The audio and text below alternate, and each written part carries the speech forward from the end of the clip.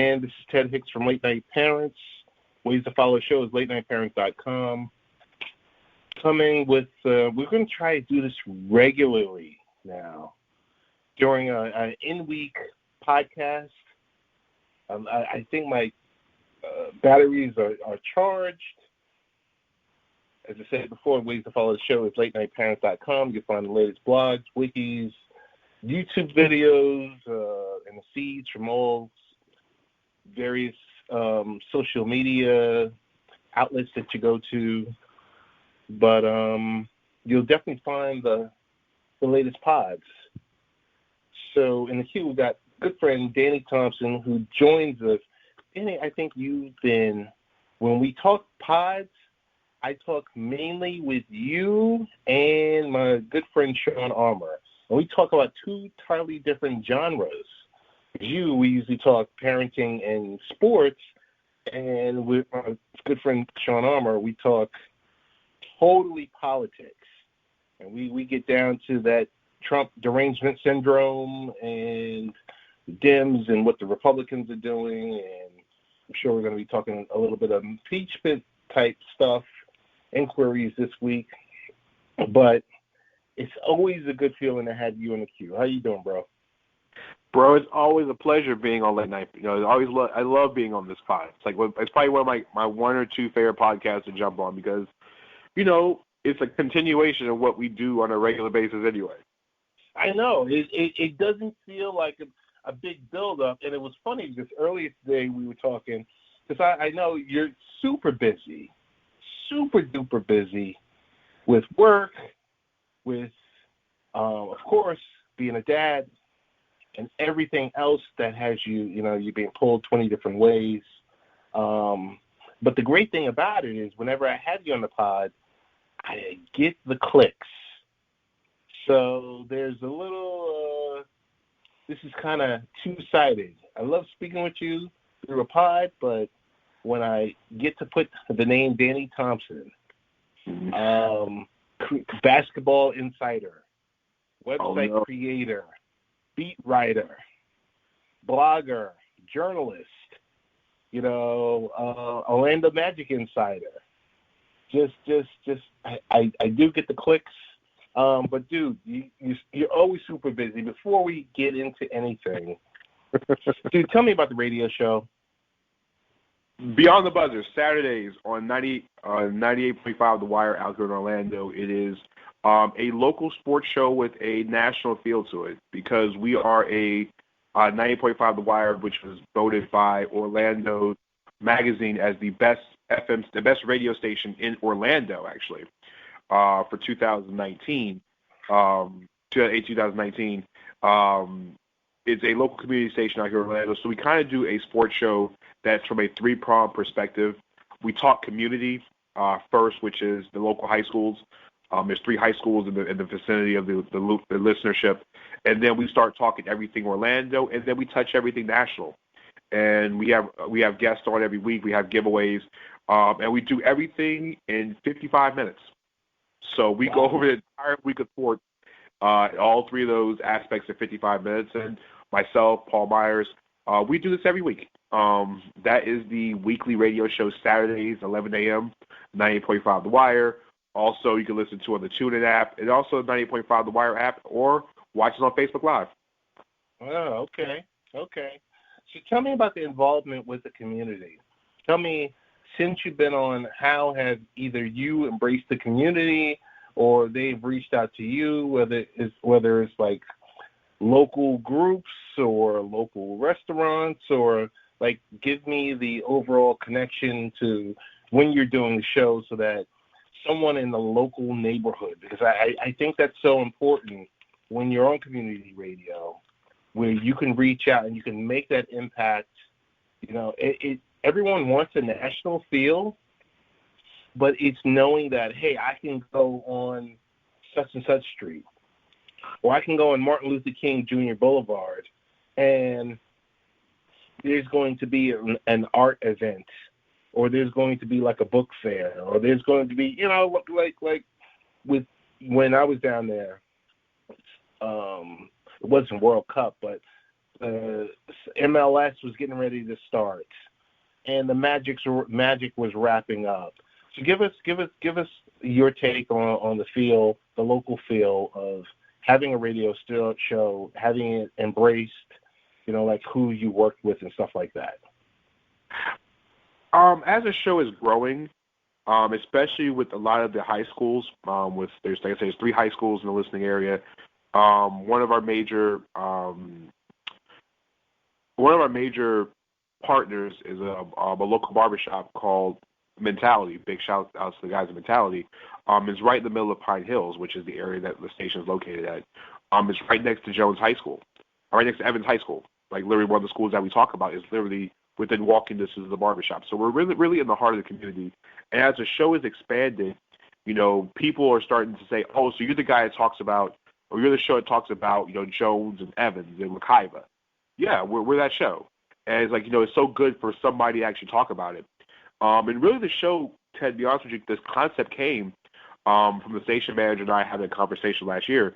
And he was saying that Edgewater, which is one of the local high schools out here, and actually one of the high schools in the area, made the state tournament and won the state championship in basketball. And there was no media coverage. From a team from Orlando winning the state championship, that was an hour away. Not one. That's crazy. Yeah, and the thing about it is that it's one of the you don't want to say it's a predominantly African American high school. Then there was no coverage, not even from the local media, not from the Sentinel, just a little small Ted, like a little paragraph. A group of kids that won the state championship in basketball, and the principal reached out to the station manager and saying, we wish there was some kind of coverage there. And that's where the partnership started. And we're starting to expand. We're starting to grow. We're in talks of doing a local high school basketball game of the week when basketball season starts sometime October, November, that we're going to be broadcasting on Friday nights on the radio station, like maybe one game a month.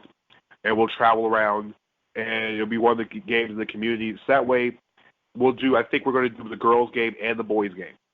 And really, it's just getting people to know about the young kids in the community because, Ted, the future stars that are going to be at the University of Florida or UCF or Miami or Florida State, and the guys you'll see, the guys and the girls that play professional sports in the future come from local neighborhoods.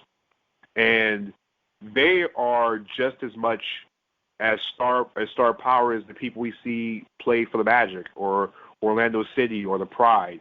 They're just as big as they are because they're going to be the future stars of the future. And so if you're able to help a kid get exposed in a positive manner, get some positive things going on in the community, you never know where this can lead to. And what we've also done is that we partnered with the Orlando Storm tennis team, and we sent kids at the end of the season down to a free tennis camp.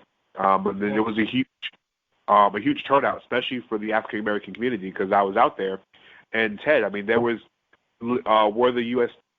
Tennis Center is. It's a beautiful facility, beautiful, gorgeous facility, and it's about 45 minutes to an hour away from where the station is centered at.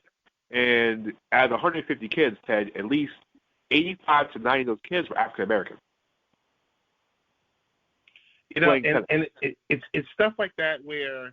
We all were joking around during the U.S. Open talking about Black Girl Magic, but there's something about when a sport that hasn't totally been embraced by the community or by, a specific ethnic background, when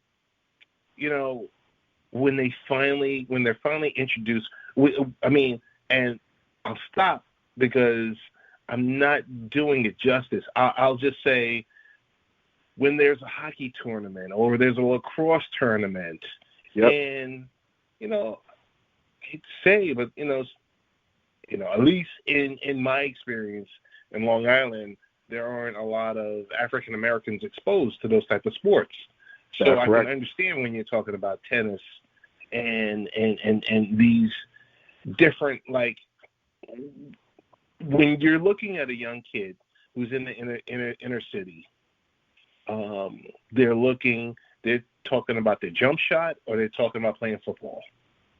Yep. And if they can't do either one of them, that's when that dream stops.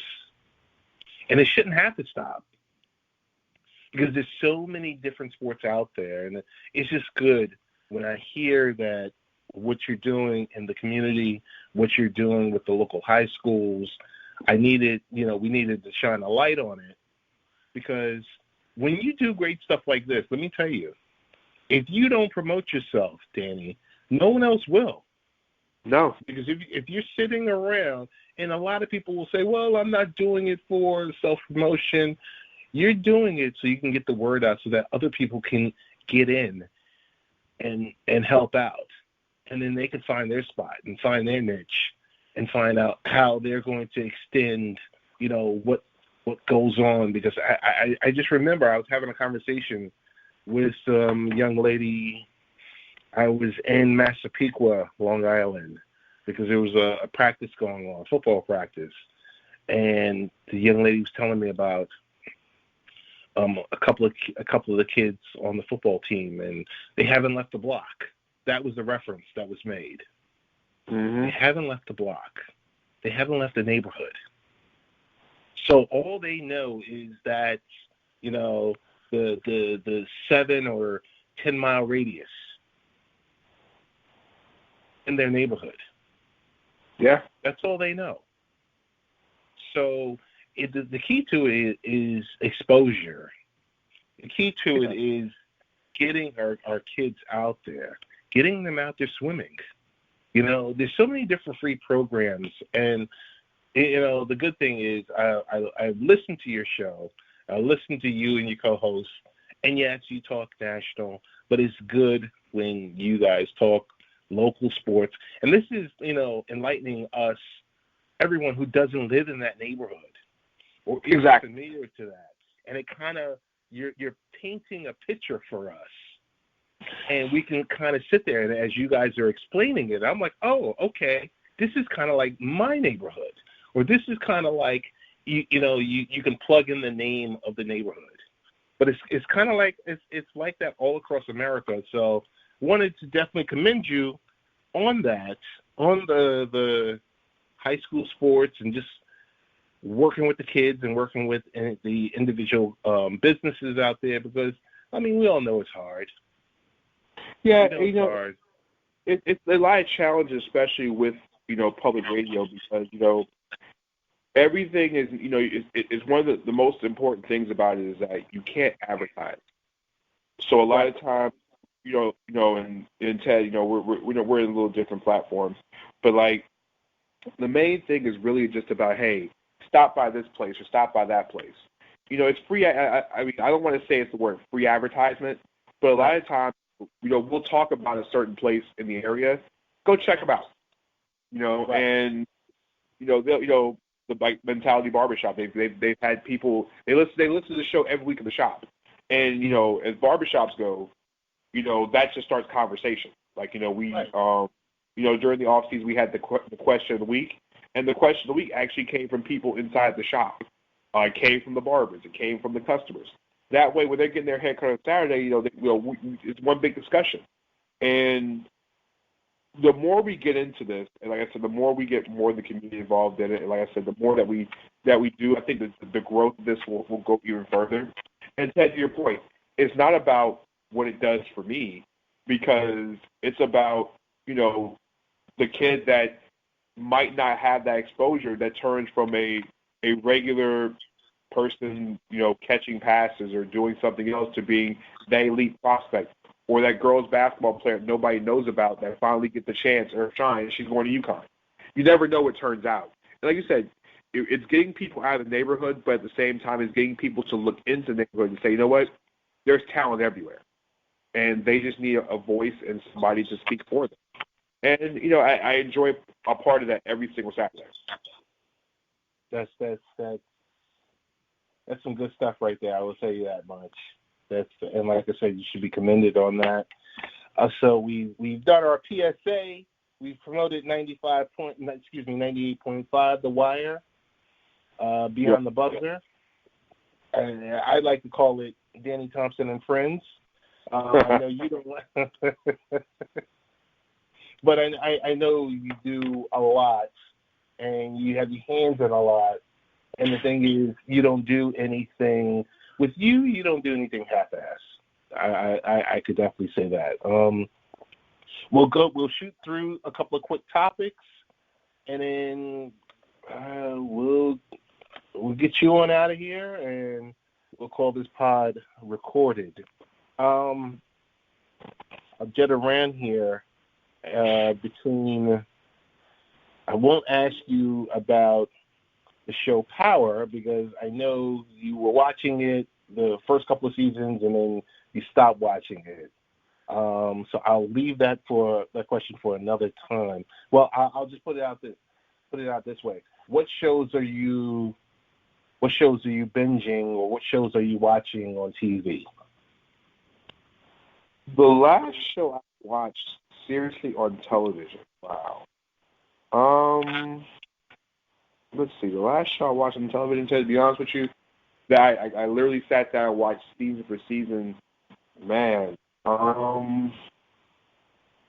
Ted, actually, for me, with being such a busy schedule, I would say the last show I probably watched was. You put me on the spot on this one. I know you had mentioned offline that you weren't a Power fan, but you had watched Empire. I watched Empire for a while, and then it kind of went off-centered. The last show I literally had to actually binge watch all the way through was Game of Thrones, actually. With covering as many teams as I do and things I do outside, TV is the last thing. If I'm watching TV, it's either something sports-related or something with my kids. Now, if Disney movies, I'm all for it. TV shows, I don't really watch. I really watch TV in the summertime, so I catch up during the summer. All right. So, since you mentioned kids and you mentioned Disney, next month, are you in on Disney Plus, or what's your take on that? I'm getting it. I just want to see how much I'm going to enjoy it and how much I'm going to like it. So I'm going to give it the free shot and see what I really think about it. I'm excited because anytime you have a lot of the vault material in there, yes, it makes it worth it. Like if it unlocks the vault like I'm thinking it's going to, then I'm all for it. Right. Anytime you have catalogs, anytime you have, like you said, the best of Pixar, Star Wars, Nat Geo, you name it, Avatar, how can you go wrong? And, of course, the crown jewel, Marvel. I don't think you can go wrong with that. Like I said, I'm not knocking you on getting the trial, kicking the tires on it, and then taking it from there. That's the whole thing. I think that, it's one of those things where, you want to make sure that, that it's the right fit. And I want to make sure my daughter enjoys it. We've seen so many of the Disney movies, so I want to make sure she's going to enjoy it before I continue to pay for it. There's great services on there. And for me, if I do keep it, I'm really intrigued about the Marvel series because all of them will go into phase 4 of Marvel. I'm not big on Star Wars, but like I said, I'm huge into Marvel, so I really want to see what they're going to do with the Falcon show, what they're going to do with Immortals and the rest of the series. So I'm really kind of intrigued by that too. And this is Ted Hicks from Late Night Parents. Ways to follow the show, latenightparents.com. We're speaking with Danny Thompson from Beyond the Buzzer. So, Danny, I want to ask you about, a lot of people would say the best GM in the league. Seems like he put his foot in his mouth virtually by making a comment. Daryl Morey, he's been rebuked by his own owner, Joe Tsai, the majority owner of the Nets, has come in, and this is all comes from a tweet that he sent out about supporting Hong Kong. Mm-hmm. Is this the beginning of the end for Daryl Morey? Are we ready to put the toe tag on him? The thing with that is that it's a touchy subject. The one thing that Daryl Morey and a lot of people have to say about China is that, the Hong Kong situation is, they want to show their support, and there's nothing wrong with that. The difference is that in American culture compared to other places around the world, you have the ability to say what you would like, and there's a freedom of speech. And other places, it doesn't go that way. And not to say Daryl Morey was right, not to say he was wrong, but he made his comments. The bad part was there's backlash behind it. And there's a huge financial backlash, especially with the Houston Rockets in the country of China. Everybody knows the Rockets have been China's team since Yao Ming was playing, and they had a great relationship with them. And now the Chinese government has blackballed everything Houston Rockets, will probably blackball everything NBA going forward. It's really one of those things. Should he lose his job? I don't think he should lose your job over something you believe in. I don't think he committed a crime. I think he just spoke his mind. And the problem was he spoke his mind at a time where your team is over there. They're over in China now. If you're going to make those comments, you might have want to wait until you got back home. But I don't think he should get the toe tag for it. But if he does, I understand, because that is a humongous financial loss for the Rockets and a potential humongous financial windfall for the NBA. But it was good to see Adam Silver stick behind his one of his GMs today when he made a statement, that we support Daryl Morey and whatever he says. So, because it's freedom of speech. It's just treated differently in every country. Okay. I still think, as much as we're supportive of him, it's all about the money. Oh yeah, Ted, the financial windfall behind it is it's extreme. I don't think Silver Furtada kind of understood, but you never know a financial windfall until it comes out of your pocket and what you're going to lose. And you saw that now the Rockets are not being offered a league pass in China going forward. They've been removed. And people who have already subscribed have been given two options. Either A, you can get a refund, or B, you can change your team. They've canceled the G League team going over there playing exhibition games. They have done a lot. And the Rockets are no longer welcome, and Yao Ming had to break the relationship with the Rockets. And, there's no matter, if he decides to apologize, there's no, since he apologized, there's still the damage has been done at this point. Wow. All right. Well, like I said, we will keep our eyes open on this, and we'll follow the money on it. Tell me about the tomfoolery or the buffoonery of Shaq versus Dame. The one good thing we get to about this is that they've woken Shaq's ability to rap again. This generation now gets a chance to see. Shaq was, Ted, when we were going through, Ted, Shaq had skills. Right. You got to think Shaq was on a track with Biggie at one point. Well, you can't stop the rain. And that verse he had on the track with Biggie was amazing. And now Dame Lillard has awoken the beast. And Shaq has come out literally in these different verses and have come out and just squashed Dame Dollar. Now, Damian Lillard can freestyle. I love Damian Lillard's rap game, but he's come a little short here. Literally. Shaq is 7 foot tall, but he's come up short in the situation. So, I find it very entertaining. The line Shaq, I think, had today said, I can't stand you or Charles Barkley, which I thought was probably one of the funniest statements there possibly could be. If you're looking for something entertaining, the verse battles have been really good. And I'm not saying Jay-Z and Nas, ether quality or the takeover quality, but hey, it's not the bridge is over. It's not second round knockout by Cannabis or no Vaseline by Ice Cube. But it's pretty solid for two basketball players going back and forth. It could only be Kobe rapping. So is your feeling on this there's a little bit of ghostwriting happening, or are these rappers Oh, actually? Shaq's always been a rapper for years, and Dame's always been a rapper. Dame is one of the few guys in the league. When he steps on the microphone, I know it's something he's written. There's a couple of guys in the league himself, Marvin Bagley, even Amon Shumpert. Those guys have rapped before, and they have lyrical skills. Marvin Bagley is so underrated. People don't even understand how good Marvin Bagley is. But no, I don't think nothing's being ghostwritten. Shaq has always been good with punchlines anyway. So I think all this is not scripted. It's not staged. I think these two guys are just going to go at it. It's going to be real funny when they see each other during the season. So tell me, Danny, on your playlist, tell me, I will say, your top 3 songs on your current playlist that are getting the most burn from you. The most burn right now, for me, number 1 is, since he's from my hometown, I don't really listen to too much newer rappers, but he's from my hometown, from my neck of the woods, from my same area.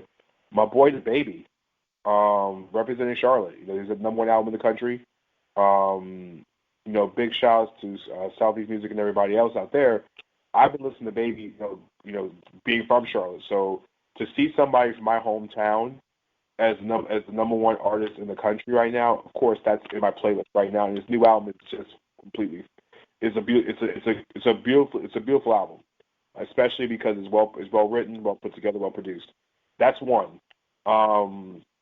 Be honest with you, else in my playlist get a lot of burn.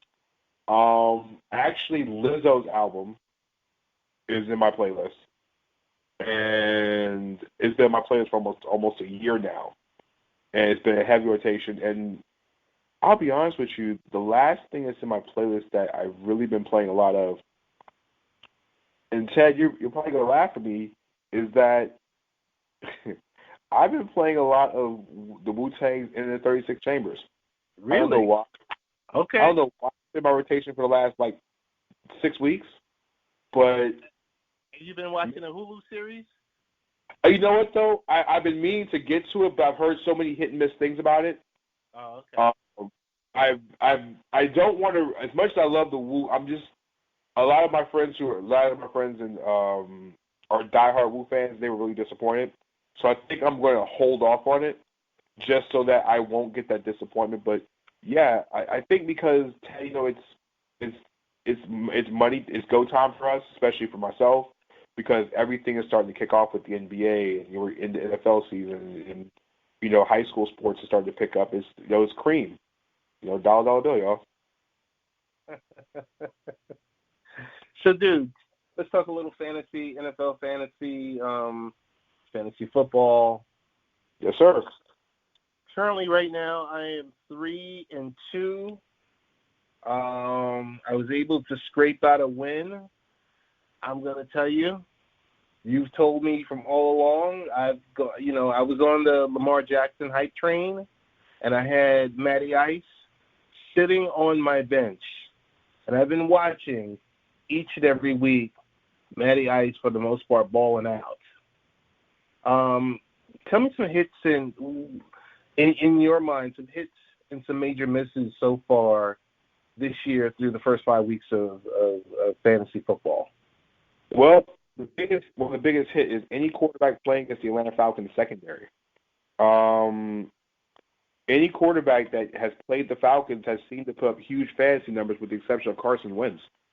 Lost 470 yesterday, and with 5 touchdowns. And Will Fuller had the game of his life. The week before, Marcus Mariota looked like Aaron Rodgers, but he was hitting every single pass on the outside corners. I think one of the biggest surprises anybody has played against the Falcons have been completely just obliterating them. Another big surprise actually has been Jameis Winston in Tampa. The numbers he's putting up out there, he's not playing the Jameis of old.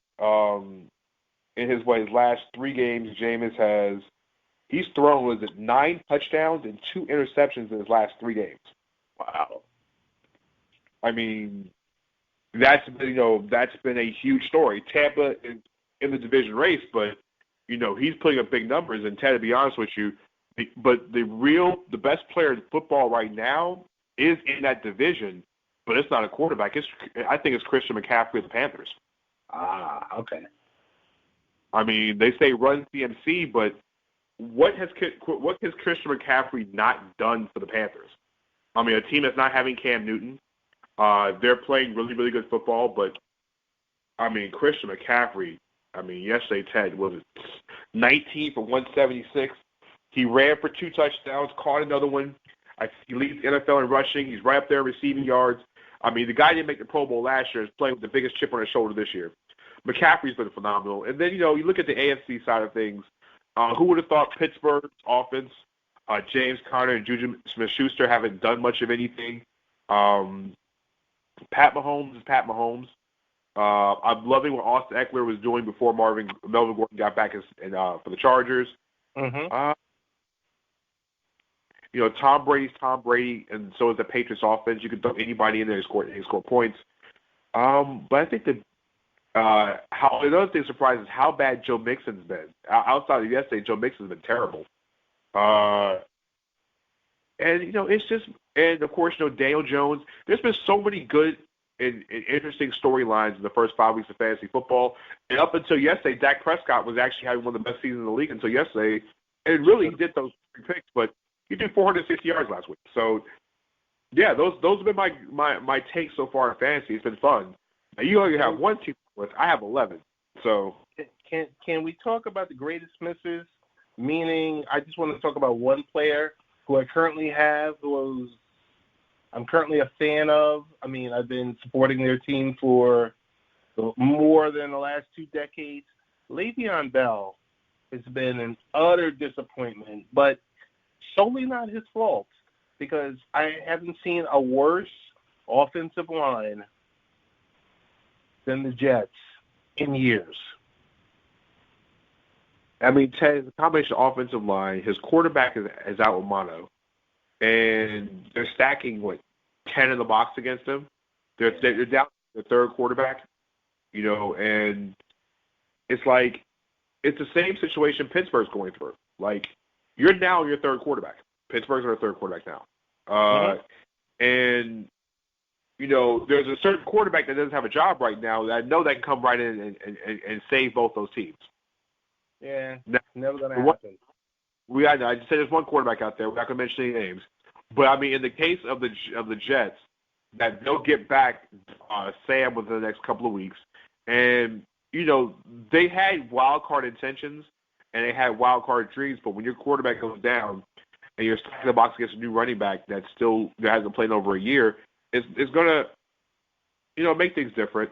But I think Le'Veon will pick it up. Ted, he's been a notorious slow start over the years, and I don't think nothing changed. I think he picks it up once we get towards mid-October. I think he'll be fine. The Jets still will make the playoffs, though. Keep starting Le'Veon Bell every week, Ted. Keep starting him.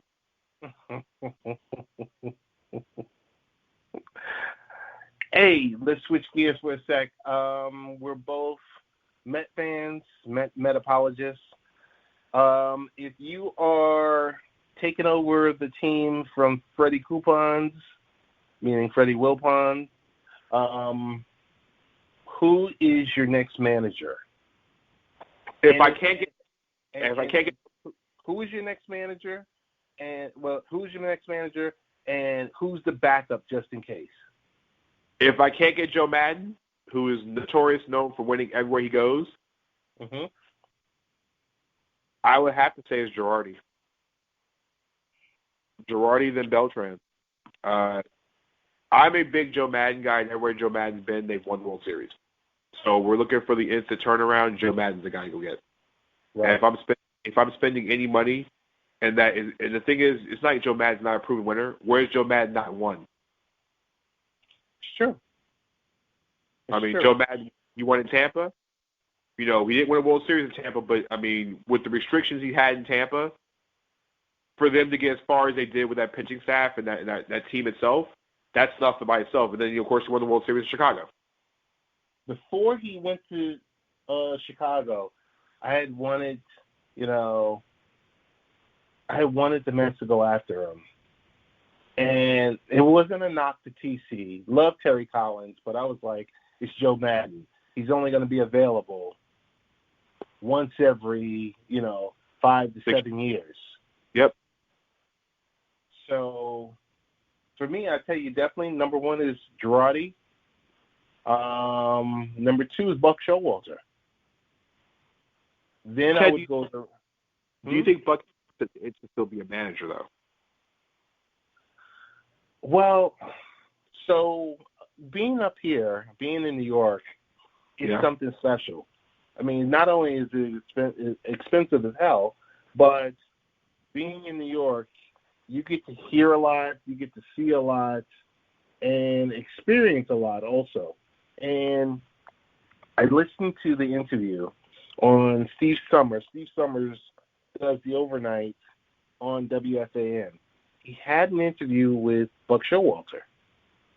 And the great thing about the interview was only like maybe 12 minutes. Because, nowadays people can only deal with bite-sized audio files and the like. Because the attention span is shot. But I will say this much. The question came down to, would a Girardi or would a Buck Showalter be able to deal with a team ownership and a front office that's going to meddle? And you tell me any time that Buck and Girardi would not be with this, but I think the league as itself has totally changed so that they have to conform themselves to operate like that. And it was just so strange. And I'm going to send you the interview because it was so strange listening to Buck Showalter say, hey, I would take information from the general manager. Because, I don't know if you know, Brody Van Wagenen, it was known this past season that with Mickey Callaway that he called into the dugout while he was watching the game on TV. Yes. To make changes to, pull someone out the game, to make suggestions for pitching. And I'm like, huh? These guys are baseball guys, Maddens and Showalters and Girardi. But it seems like these guys are falling in line because, number one, there's only 30 jobs like this in the world.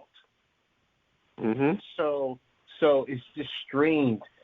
I guess it kind of bothers me because I was having a conversation today about this. And I said, I don't know if this bothers me or not, that they're saying I'm okay with this. I can work with ownership. I can work with the front office and the analytics team because, as we all know, the nerds have destroyed baseball. He destroyed baseball. It's like, oh, can a guy get to the fifth inning because I don't want him to see that lineup again for the third time. Whatever happened to letting the guy throw 120 pitches? And because it's called injuries, and you know what? You don't want your guys getting hurt. If you need Verlander to go out there and give you 8 or 9 innings on 130 pitches, do you think there's an issue with that? In September, no. In May, yes. Oh, okay. That's fair. But I just want the Mets themselves to be competitive, meaning don't get a bargain basement manager for $850,000 a year. We've done that enough. You know how that's going to end up. Yeah, well, we've done this before. Then we just did it. Go fix your bullpen, okay? And make sure you have players. Stop it with all of these utility players playing in infield, outfield. No. Put McNeil. McNeil should be an everyday player. Put him at third base. Call it a day. Or put him in left field somewhere. Put him in left field. And if Dom Smith doesn't have a position, then he doesn't have a position. Try to get a piece or two for him. You know, that's what I kind of believe. And it's like, you look at the team like the Yankees, and everyone was ripping them during the trade deadline, and they wouldn't make that trade. They wouldn't give up the XYZ prospects. People were beating them up on the radio. I mean, it was nonstop Yankee fans calling in, losing their lunch, Danny. But look at them now. They're competing in the playoffs of 100-plus games last few seasons. I mean, they're in it to win it. So, but honestly, Ted, can that Yankees team beat the Astros in the series? I think it's highly doubtful because good pitching always beats good hitting. Good pitching wins playoff games. And if you got a couple, it depends on how the lineup is put together. You can't put in a bunch of these home run hitters. You know how this is going to play out, especially when you got an ultra-aggressive Verlander who's like strike one, strike two. Like he's just coming straight at you. Cole and, well, we saw Greinke get a little touched up today, but what were you about to say? I mean, that's when the Yankees have nothing but, big-time home run hitters. Right. So we're going to see. This is Late Night Parents. We're talking with Danny Thompson. Danny, any expectations, and this is where I get to go local with you, any expectations with the Bklyn Nets this year? They'll be a competitive team until March. Until March. March will be the biggest decision of the entire season come March. Because that's when Kevin Durant has that ability to make his return. They've been saying he's going to miss the entire season, but he has not been ruled out for the official season. The Nets have a lot of talent everywhere. Now, they're going to miss Wilson Chandler for 25 games since he's suspended. Kevin Durant's out. If Kyrie Irving can allow Karis LeVert to grow into that second scorer, they have plenty of options. You have Joe Harris. You have Spencer Dinwiddie. You have Jared Allen. They have Rodney Kukoc. You have DeAndre Jordan. You got players everywhere. If the Nets can keep this thing afloat and stay in contention, Ted, I don't mean like first place, but if you hover around that 4 or 5 seed in the East, by mid-March, I think the biggest weapon at the trade deadline will show up in March, and that'll be Kevin Durant. If the Nets can make a run for it, Durant shows up. If they end up as a 4 or 5, I see Kevin Durant showing up in the playoffs. Not playing 40 minutes a night, not playing 30 minutes a night. They'll play him 15 to 20 minutes a night and just basically use him as he's on the court. You know what he can do. He's going to scare everybody in the Eastern Conference. They'll get out of round one. And if you end up with a matchup like Milwaukee can't guard Kevin Durant. If it's Philadelphia, it's going to be a hard time for Tobias Harris to guard Kevin Durant in the 7-game series. I mean, can you imagine if you get anybody else outside of Milwaukee or Philadelphia? You can beat those teams with Kevin Durant. If there's if they believe they can win a championship by mid-March, you'll see Kevin Durant come back. Otherwise, the Nets will be a solid team. They'll probably lose in the first round of the playoffs. But the most important thing is you're looking towards 2020. It really just depends on where you are by February to early March, because that signals a 280-day mark for Kevin Durant, which is the average of the last 5 to 7 players that have come back from the Achilles injury in the length of time they were out. Do you see them equaling that 42-40 record?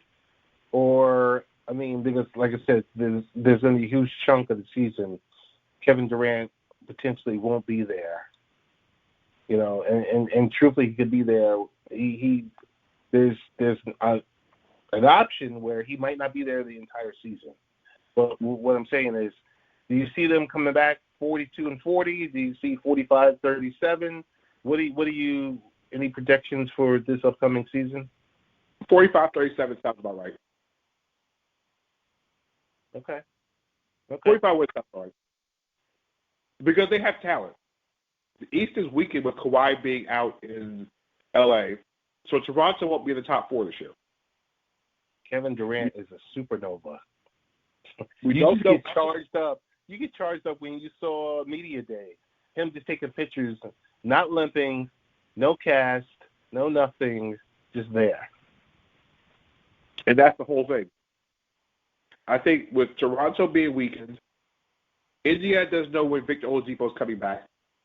You're not sure Boston has, because Boston didn't lose a lot in the offseason, even though they got Kemba Walker.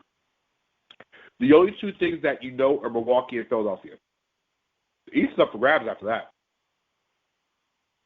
So Boston, like I said, so Brooklyn can win 45 games and maybe finish that 5 or 6 spot, maybe that 4, 5, 6 spot area. All right, I think that's fair. I guess we want to wrap things up, but I wanted to let the last topic be. I guess we've started the Wednesday Night Wars. Yes. I mean, it's AEW versus NXT, but it's really AEW versus WWE. We talked a little ratings offline.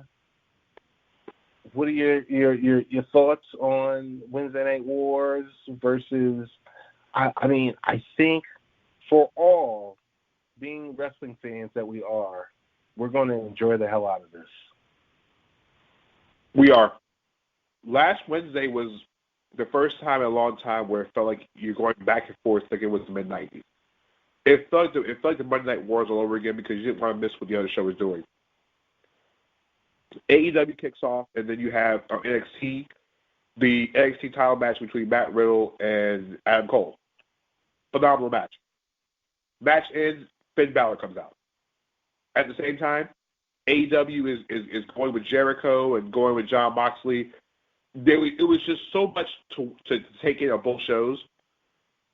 And it's just going to raise each show's game even higher. And you're right, Ted. Yeah, it's not really, NXT is considered the third best show, because of what, Fox having SmackDown and Raw being on USA on Mondays. But I think NXT has been a superior product for a while anyway. You have the new show going against the superior product, and I think every Wednesday night is going to be enjoyable. But after Sunday's Hell in a Cell, people are turning away from WWE, especially when they're matching that on Sunday. Dude, was there a more awful? I mean, so tell me like the genesis of it, because I know on Sunday I heard there were 4 matches. It was Sunday morning. I heard there were 4 sanctioned matches. I said, wait a minute, how's this only 4 sanctioned matches? Like, what in the world is going on here? Then wound up 7 matches. They added like 3 matches like midday Sunday. Like, it was weird. Because the WWE press was saying, now, update card for Hell in a Cell. And I'm like, okay, where did all these matches come from? I mean, they added a title match. You had some tag team matches. I'm like, okay. This is what we're doing now, just trying to add shows on at the last second. But as far as the Hell in a Cell pay-per-view goes, it was a decent pay-per-view up until the main event. The way the Bray Wyatt Seth Rollins match ended, which was weird because we've watched Hell in a Cell for years, and for him to end the match like that because of the referee stopping it because of an endangerment issue, that's just an insult to Mick Foley and The Undertaker for, Foley continued after being thrown off a cage. I mean, and that's how we remember Hell in a Cell.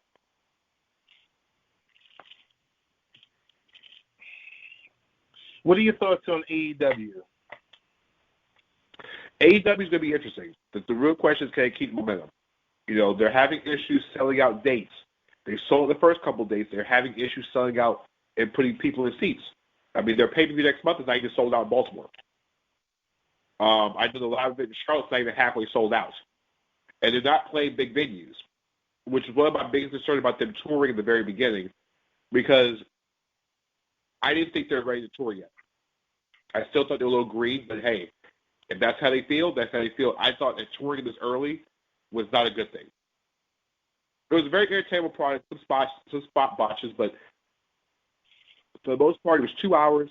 It was right in the right time frame. I think it was a very good job in the first week, but I want to see how much is going to be sustainable going forward. And you and I have talked ad nauseum about this. 7,000 to 10,000. Those are the seats, the stadiums that they need to be looking at. Nothing more than that. And to be truthful, the whole NXT at Full Sail at 3 or 4, maybe 5,000 seats, I think that's perfect. That's perfect and that way you're not stressing yourself. Like, I love the fact, and that's right in your neck of the woods. I mean, I'm sure it's not a bad seat in the house at Full Sail. Yeah, but good luck finding a ticket.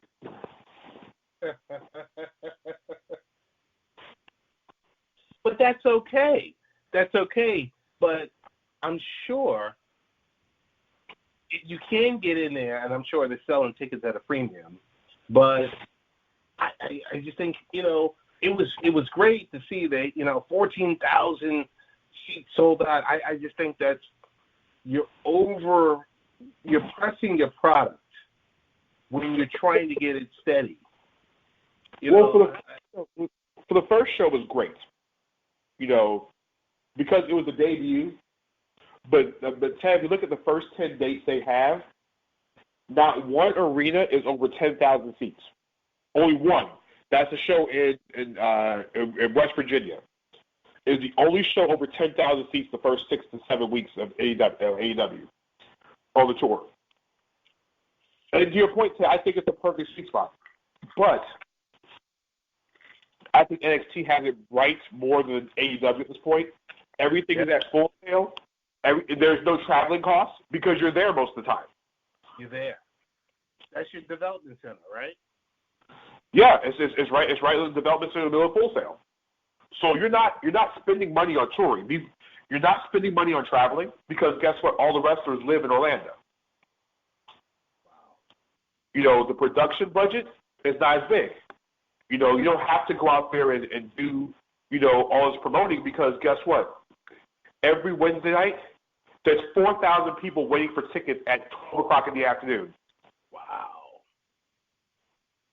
Just to get a number just so they can get tickets.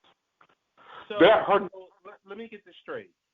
The tickets aren't sold in advance at Full Sail? No, you have to get in line to get tickets. Oh, my goodness.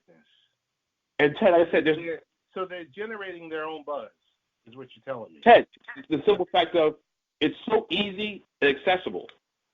Your favorite word, Ted, accessible. It's easy and accessible, and all you have to do is stand in line for a general admission ticket. Gotcha. You pay your $20, that's it. And then once you get your wristband, it's first come, first serve on seats. So it's $20 for me to sit front row, or $20 for me to also sit in the last row? I think it was in the first 2 rows. I think anything above the first 2 rows is $20 to get in. Okay. I mean, so the seats aren't even numbered, is what you're telling me. It's everything is general admission. It's just by sections. So you get there, what do? You go find a seat. And to be honest with you, since it's on campus, it's kind of like the sound stage they used to have for WCW. There's not a bad sound, and they've added more seats. And that's the feel, and that's the one thing I will say about NXT. When you have that smaller venue, yep, it's going to be packed. It's going to be loud. The audio is going to be pumped up, and everyone's going to be jacked. I like AEW. I really like what they've done this past 9 months, 10 months. I guess we could talk briefly about AEW Dark. Say it again? I'm intrigued because it's the first time you get to see dark matches. The matches you don't get to see on television. So I'm really interested to see how it is another part of AEW's development and growing. I like the concept. I do. Because you're giving more TV time to people who don't get TV time. So I like it. And I think you and I were talking right after the show debuted. We were talking about the third hour. The potential third hour. And I think we were at I was at football practice and you and I were talking. And I think the idea of the third hour, but not the conventional way, definitely works. But like you said, it does take away that dark idea. I like the fact that with AEW, they'll stream, like for past cards, they'll stream live on Twitter or Facebook, and I just think that third hour prior to the 8 p.m. Eastern standard start time is the way to go. Because I think that 10 o'clock, like I like the 8 to 10. 8 to 10 is a nice sweet spot for your sponsors, or and we all see how everyone's getting creative with their sponsoring products now. It's kind of like a picture-in-picture, like a second screen option, where you're still seeing the action, but the screen itself is split to the point where you're seeing whatever product is being pushed for that 10 or 15 or 30 second clip. But I like the fact of a third hour prior, make it 7 to 8, showcase that upcoming talent. Or the AEW After Dark idea. Yeah, or AEW After Dark, where you can say, hey, straight on YouTube, hey, our live show is on Wednesdays. This is going to be on Thursday or Fridays. I think as far as being a fan goes, especially with it being on a Wednesday night, and also being a parent, and Ted, you could agree with this because you have a son that watches wrestling too. It's just that, what happens if I take my kids to go see AEW, and it's Wednesday night, and we're talking a 3-hour show, a conventional 3-hour show. With transit and traffic, this turns into midnight, maybe even 12:30, and my kids got to go to school next day. And Danny, I told you the story. We went to go see Monday Night Raw at Nassau Coliseum. The show started at 7:30. Danny, dark match didn't end until 11:30. We get home 11:45-ish. I mean, I didn't send him to school the next day. I didn't send him to school because, number one, he was still so charged up that when he got home, he couldn't wind him down. Nope. And I don't know. I mean, I don't know. I guess everything calls for earlier start times. I mean, they did it with baseball. They've done it with. They're doing it with the NBA this season, with the West Coast games. I don't know. I mean, it's a certain demographic you don't want to lose. You got that 18 to 49 sweet spot that everyone, is hungry for. But hey, I'm really excited about Wednesday Night Wars. I like how Monday night, from Monday night to it seems like it's spread all across the week now. So I guess the last thing to say to you is, so let's say you're not AEW and you're not WWE. What about all these other secondary and tertiary agencies out there? You know, does Ring of Honor still get love? Does AAA still get love? Impact? Yeah. GCW? I mean, we hear about them, but we don't hear about them as much. I mean, how come more of them aren't just banding together, Danny? Pooling their resources together. We talk about this for years. Pooling your resources together, putting together the best possible card, spanning across multiple agencies. Is it all about the dollar? Of course it is. That's the most important thing, Ted. Everything is, like what we say earlier about the Wu-Tang Clan, cash rules everything around me. Yeah. Unfortunately, man. It's. I think that's what the fan needs. The fans to be happy. They would. I mean, I don't know. So, what's on your docket for the rest of the week, Danny? Man, it's NBA preseason. The Magic tip off their preseason home schedule on Friday night against the Boston Celtics, and Kemba Walker, a good friend of around the association, one of the best guys around the league, and also the return of Taco Fall, former UCF Golden Knight, is now trying to make the Celtics. So it's going to be a great atmosphere on Friday night. Sunday, the Sixers are here. Joel Embiid, Ben Simmons, and the crew will be here for their preseason game here in Orlando.